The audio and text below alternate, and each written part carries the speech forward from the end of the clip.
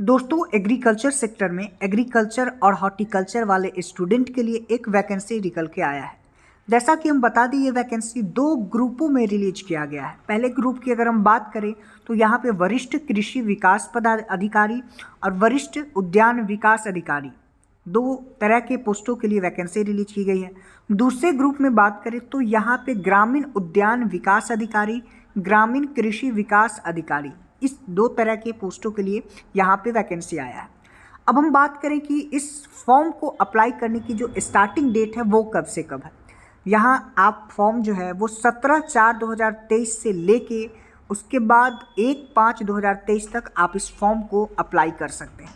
अगर आपने फॉर्म भरते वक्त कोई गलती कर दिया तो आपको फॉर्म में संशोधन यानी कि एडिट करना पड़ सकता है, तो उसके लिए भी यहाँ पे डेट दिया गया है जो कि 17/4/2023 से लेके आप 6/5/2023 के बीच में आप फॉर्म को एडिट कर सकते हैं, संशोधन कर सकते हैं। अब हम बात करते हैं कि एग्ज़ाम कब होगा। देखिए यहाँ पे सबसे बड़ी बात क्या रखा गया है कि एग्ज़ाम का डेट जो है उसको भी डिक्लेयर कर दिया गया है। यहाँ पे आपका एग्ज़ाम का डे है वो 15 जुलाई से प्रारंभ होगा।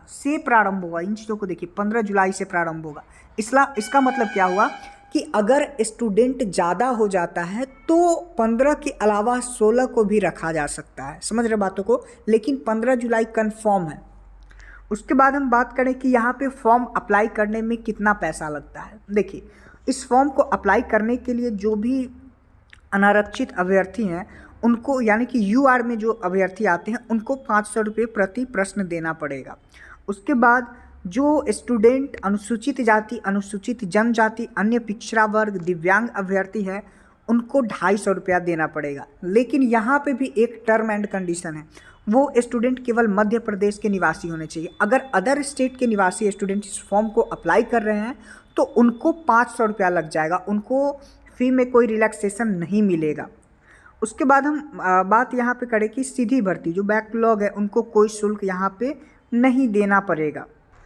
अब हम यहाँ पे देखते हैं कि ग्रामीण कृषि विकास अधिकारी के लिए कितना पोस्ट आया है। तो देखिए ग्रामीण कृषि विकास अधिकारी के लिए टोटल आपका 1852 पद जो है वो रिलीज किया गया है, केवल ग्रामीण कृषि विकास अधिकारी के लिए। यहाँ पे आप देख सकते हैं, यहाँ पे कैटेगरी वाइज आप देख सकते हैं कि किस कैटेगरी के लिए कितना सीट जो है वो रिलीज किया गया है। अगर हम ग्रामीण कृषि विकास अधिकारी की सैलरी की बात करें, कितना सैलरी मिलेगा, तो 25,300 से लेके 80,500 के बीच में ग्रामीण कृषि विकास अधिकारी की सैलरी होगी। अब एलिजिबिलिटी की बात करें तो यहाँ पे कृषि या फिर उद्यान की, यानी कि बीएससी एग्रीकल्चर या फिर बीएससी हॉर्टिकल्चर यहाँ पे होना चाहिए।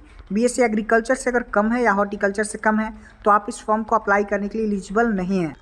उसके बाद यहाँ पे एक और वैकेंसी है, आप देख सकते हैं कार्यपालिका है जबलपुर, जो ये है विश्वविद्यालय, वहाँ पे आप देख सकते हैं टोटल 13 वैकेंसी है। सैलरी 23,500 से 80,500 के बीच में रखा गया है। यहाँ पे मिनिमम एलिजिबिलिटी बीएससी, यहाँ पे विज्ञान से बीएससी भी हो सकता है, बीएससी एग्रीकल्चर हो सकता है, या फिर बीटेक इंजीनियरिंग भी यहाँ पे रखा गया है। अब हम आपको बताने वाले हैं कि आपका एग्ज़ाम सेंटर जो है वो कहाँ कहाँ हो सकता है। एग्ज़ाम सेंटर जो है वो आपका भोपाल हो सकता है, इंदौर हो सकता है, जबलपुर हो सकता है, ग्वालियर हो सकता है, उज्जैन हो सकता है, सागर हो सकता है, सतना हो सकता है और रतलाम हो सकता है। ये 8 सेंटर रखा गया है जिसको आप चूज कर सकते हैं। अब हम यहाँ पे देखते हैं कि जो समूह 2 था, ग्रामीण कृषि उद्यान विकास अधिकारी और ग्रामीण कृषि विकास अधिकारी, यहाँ पे उसका हम देख सकते हैं। उसके बाद भी अन्य समकक्ष पदों की भर्ती हेतु ये रखा गया है सिलेबस। तो सिलेबस में देखिए CSET रखा गया हुआ है, जैसे कि सामान्य ज्ञान, सामान्य हिंदी, सामान्य अंग्रेजी, सामान्य गणित, सामान्य तार्किक योग्यता, सामान्य विज्ञान, सामान्य कंप्यूटर ज्ञान, इन सबों को मिला के 100 नंबर का रखा गया है। उसके अलावा आपने जो बीएससी एग्रीकल्चर में पढ़ा है तो उससे 100 नंबर का क्वेश्चन पूछा जाएगा। जैसे कि हम यहाँ पे सिलेबस देखें जो कि 100 नंबर के लिए यहाँ पे दिया गया है एग्रीकल्चर से, तो जनरल एग्रीकल्चर रहेगा। एग्रोनॉमी से आप देख सकते हैं, एग्रोनॉमी से इतना सिलेबस रखा गया है। सॉयल साइंस से रखा गया है soil and water conservation, water shade management, plant physiology, crop improvement, और उसके बाद horticulture, plant protection, agriculture economics, agriculture extension, तो ये सारा यहाँ पे रखा गया हुआ है। लगभग आप समझिए कि बीएससी एग्रीकल्चर में जितनी चीज़ों को आपने पढ़ा उसी सिलेबस से आपका यहाँ पे उतना ही सिलेबस इंक्लूड किया है, उसी सिलेबस से यहाँ पे क्वेश्चन जो है 100 नंबर के लिए आने वाला है। बाकी 100 नंबर के लिए आपको CSAT पढ़ना पड़ेगा। अब हम बात करते हैं थोड़ा सा उम्र सीमा के बारे में। यहाँ पे देखिए 18 से 40 रखा गया हुआ है, बाकी जो UR वाले हैं। और उसके बाद जो रिजर्वेड कैटेगरी में आते हैं उनको 5 साल का यहाँ पे रिलैक्सेशन दिया गया है, मतलब 18 से 45 वर्ष तक वो होंगे तो भी वो इस फॉर्म को अप्लाई कर सकते हैं।